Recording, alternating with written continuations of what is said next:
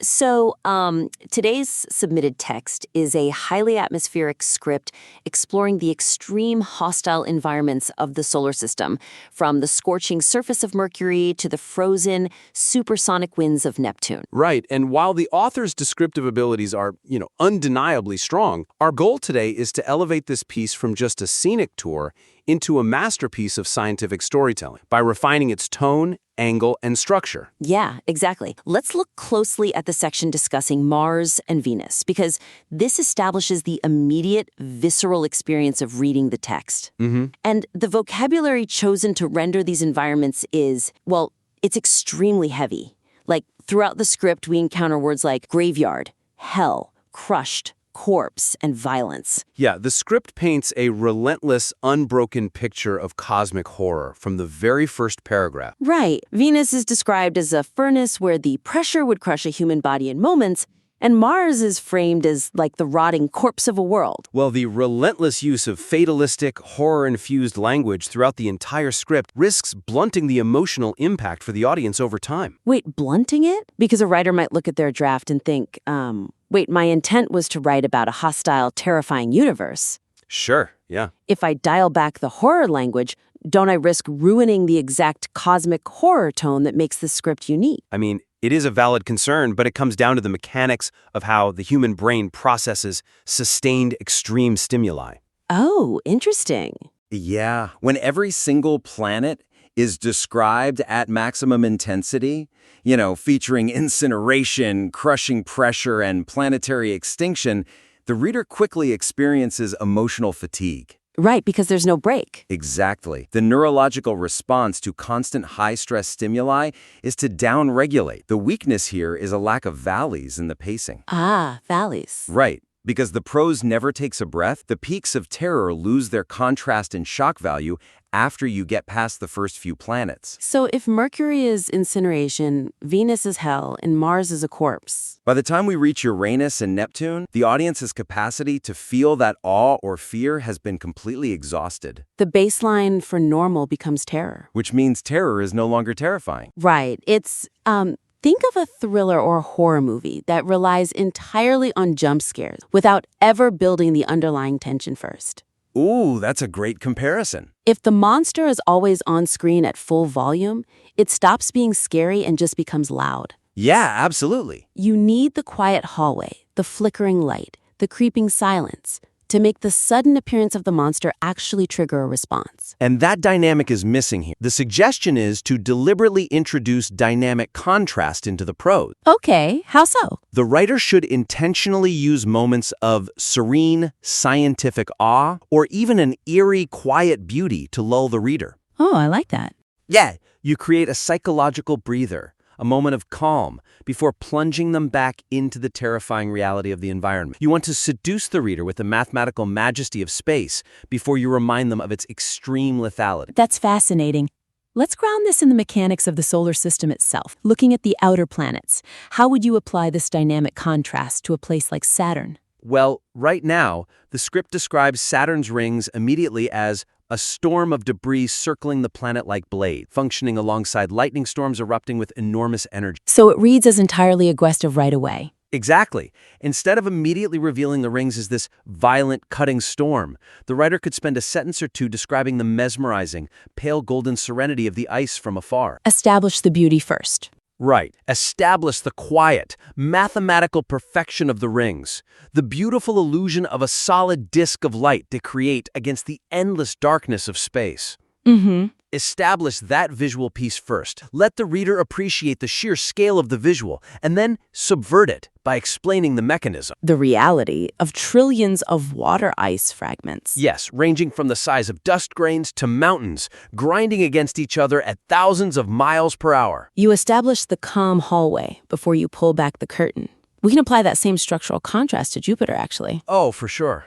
The script dives straight into the crushing abyss of liquid metallic hydrogen and the violence of the Great Red Spot. And we can build so much more tension. The suggestion would be to first emphasize the majestic, hypnotic scale of the planet. Frame the Great Red Spot as like a churning piece of ancient atmospheric art. Exact. Let the reader marvel at the sheer scale of a cyclone wider than Earth that has been spinning for centuries. Once the reader is hypnotized by the fluid dynamics of those upper clouds, then you drop them into the terrifying reality of the mechanisms beneath. And we really need to explain that mechanism rather than just dropping the phrase liquid metallic hydrogen. Right, because most people don't intuitively grasp how scary that is. Exactly.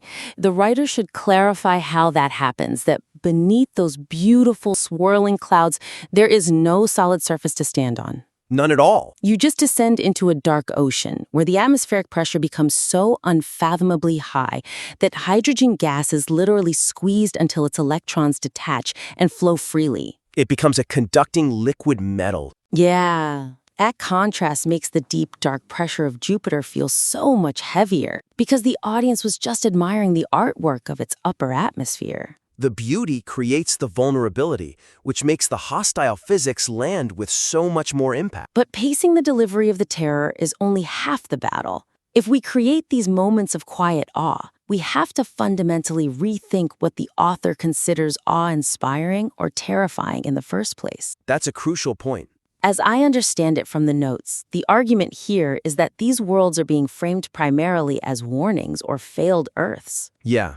Like Venus is explicitly called a warning from the universe, a place that loses control of its climate. Mars is directly labeled a corpse that lost something essential. The underlying metric for evaluating these planets seems to be their ability or inability to support human life. And relying on an anthropocentric lens, framing worlds as failed simply because they cannot support human life, limits the scope of what makes these extreme environments scientifically awe-inspiring. We are essentially measuring an ancient, vast system strictly by Earth's incredibly fragile, temporary standards. Right. It shrinks the universe down to our size. It creates a major conceptual weak, defining planets solely by what they lack. No oceans, no rain, a dead corpse, makes the cosmos seem like a graveyard of mistakes. Yeah, like something went wrong. Exactly. When the text calls Venus a planet that lost control, it implies the planet made an error, that it is broken, but the universe doesn't make errors. Right. Physics is functioning exactly as it should under those specific conditions. By framing these worlds as failures, the narrative accidentally shrinks the scale and the majesty of the thermodynamic environments it is trying to showcase. It turns a story about the raw and different power of planetary physics into a story about how humans wouldn't like the weather. Exactly. Is there a risk that focusing solely on Earth's standards might overlook the incredible thermodynamic power at play on these other worlds? I'd say so. So the suggestion here is to shift the thematic angle entirely. Instead of highlighting failure, highlight the terrifying success and the unstoppable physical power of these environments. Allow these planets to be awe-inspiring in their own right. Yes, completely independent of humanity's needs or survival. We need to respect the mechanisms of the physics. If we look at the draft, though, Venus is universally known for its runaway greenhouse effect. Right. How do we rewrite the perspective on a planet with a 500 degrees Celsius surface to show success rather than failure? Well, we remove the phrase loses control entirely. Instead, the author should describe Venus's runaway greenhouse effect as an incredibly efficient, unstoppable thermodynamic engine. Oh, I see. We explain the mechanism. Visible sunlight penetrates the thick atmosphere and heats the surface, but the carbon dioxide acts as an impenetrable barrier to the outgoing infrared heat. So it's a closed system? Exactly. It operates with brutal mathematical perfection, trapping heat so efficiently that the rock itself is fundamentally altered, baking even more carbon out of the crust in a self-feeding loop. Wow. It didn't fail. It succeeded terrifyingly well. You frame the crushing pressure not as a tragedy, but as a monument to the sheer crushing inevitability of thermodynamics. It is an engine that cannot be turned off. Venus isn't a broken thermostat. It's a perfectly insulated pressure cooker where the safety valve has been welded shut. That's a brilliant way to put it. And that is far more existentially terrifying than a planet simply having a bad climate. And this thematic shift is just as critical when we look at the outer solar system, specifically the ice giants. Right. Let's look at Neptune. The current script focuses on the weak sunlight and how the world should be silent, frozen still. The author frames it as this dark, almost depressing wasteland drifting at the edge of the frontier because it lacks the sun's warmth. But that fundamentally misunderstands the awe of what Neptune is actually doing. Because it's not just fervent still. No! The weakness is treating Neptune as a passive victim of its distance from the sun. So the alternative is to explain where its energy actually comes from. Exactly. We highlight the terrifying mystery of its supersonic winds, which exceed 2,000 kilometers per hour, and we explain the how. Right. Neptune isn't relying on the sun. It is slowly undergoing gravitational contraction. The planet is gradually shrinking inward, and as that mass compresses, the potential energy converts into intense internal friction and heat. So the core heat rises, interacting with the freezing outer layers to drive the fastest winds in the solar system. Yes, we need to frame Neptune as a self-powered, churning atmospheric masterpiece, generating massive energy from within. It's not a forgotten relic drifting in the dark. It is a violent, active world roaring in the pitch black, running on its own internal power supply. That fundamentally changes the narrative. By making Neptune an engine of internal friction, it goes from a passive, frozen rock to something fiercely independent. It really does. So we've elevated the individual planets from failed Earths to powerful, successful thermodynamic systems. But these engines don't exist in a vacuum, right? They share a system. Yes. Looking at the script as a whole, the narrative currently moves linearly outward. Mercury, Venus, Earth, the Moon, Mars, the asteroid belt, Jupiter, and so on. The material makes a strong case for the hostility of space by highlighting this sequential tour. True. But structuring the narrative strictly as an isolated planet-by-planet tour obscures the deeply interconnected and violent systemic history of the solar system. The weakness here is what we might call the bus tour of horrors approach. Right. Like, we stop at Mercury, look out the window, and say, wow, that's hot. We drive to Venus, look at the pressure cooker, and then drive to Mars. Each planet is treated as a separate, contained vignette. And that leaves the reader with a localized list of hostile environments rather than a cohesive, systemic story of a volatile ecosystem. It's like describing the aftermath of a massive car crash by walking around and looking at individual pieces of shattered glass.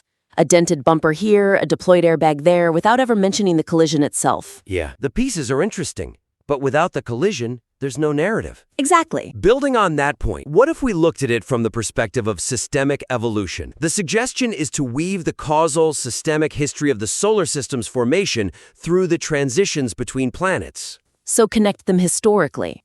Yes, we need to show that the violence is deeply interconnected, making the whole system feel alive, dynamic, and historically dangerous. The horror shouldn't just be what the planets are today, but what they did to each other to get here. A writer might look at a barren rock like the Moon and think there's nothing active to write about, that it's just a dead monument. Right. How do we use a mechanism like planetary interaction to connect these isolated stops into a systemic narrative? Well, we use the Moon as structural connective tissue to the outer solar system. Okay. Right now, the Moon is described merely as a scarred monument to what Earth survived. Much later in the script, Uranus is casually mentioned as having been knocked onto its side by a catastrophic impact. Yeah, the script treats these as isolated trivia facts. But the author can explicitly connect them by explaining the late heavy bombardment. Ah, the era when the planetary orbits were still settling.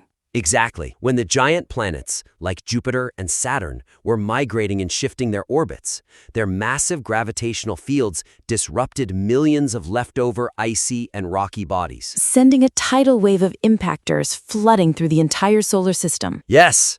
So, when describing the Moon's battered surface, the writer should explicitly mention that this same era of systemic violence, the shrapnel that cratered our Moon, is likely part of the very same storm of instability that struck Uranus with an Earth-sized projectile, hitting it with such force that it permanently tilted an entire gas giant 98 degrees onto its side. Exactly. You suddenly connect a rock right next to Earth to an ice giant billions of miles away through shared trauma. Wow. It shows the reader that nowhere was safe. The violence was systemic. That expands the scale of the threat dramatically. It ceases to be about bad weather on individual planets. It becomes a story of a solar system-wide firing squad. Exactly.